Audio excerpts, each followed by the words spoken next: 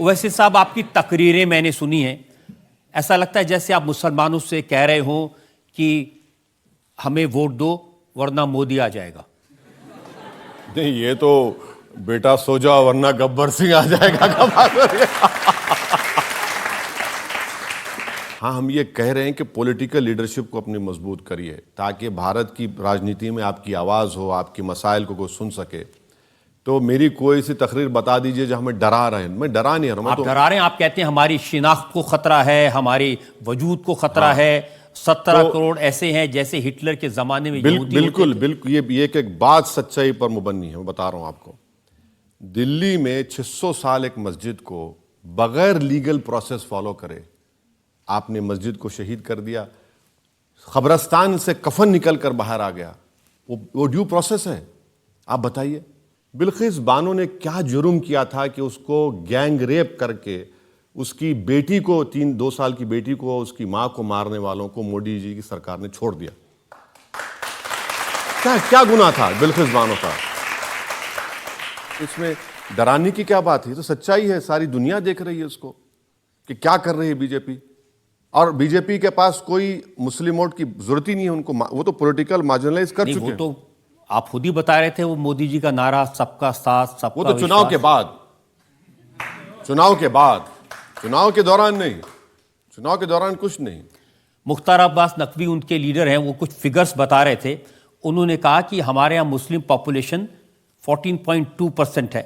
जो आवास योजना है prime minister की, उसमें 31.3% मुसलमानों को दिए, 33% किसान सम्मान निधि मिला, 36% बेनिफिशरीज हैं मुसलमान मुद्रा योजना के।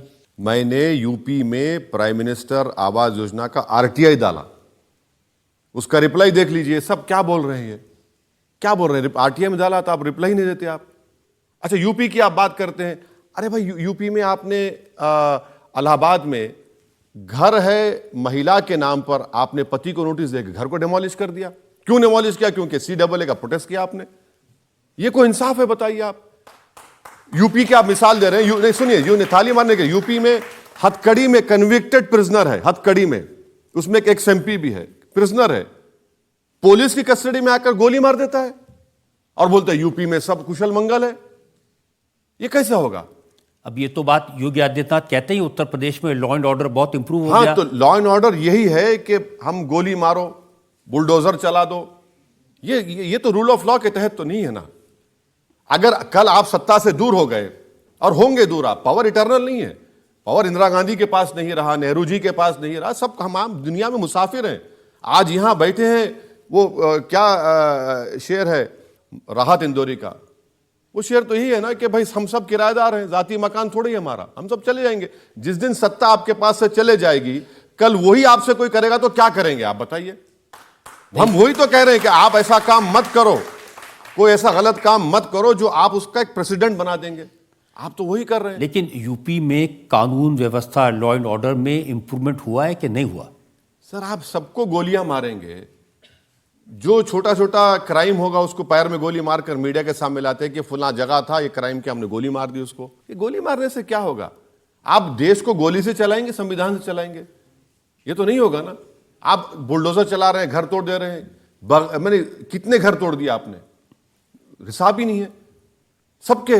जो कुछ किया उसका असर यूपी में जनता को राहत मिली या नहीं मिली, ये मैं पूछ। नहीं, ये देखिए, ये जो खामोशी है ना, ये कब्रिस्तान की और शमशान घाट की खामोशी है। ये खामोशी ठीक नहीं है। इत्मीनान की खामोशी अलग है, शमशान और कब्रिस्तान की खामोशी अलग है। ये जो खामोशी आप देख रहे हैं, इसको आप समझ रहे हैं, सरकार समझ रही है कि ये बड़ा सन्नाटा है। भाई, सन्नाटे की भी आवाज है, वो सन्नाटा ठीक नहीं है हमारे लिए। मैं आपको यूपी के फिगर्स बताता हूं। वो कहते हैं कि हम कोई भेदभाव नहीं करते हैं।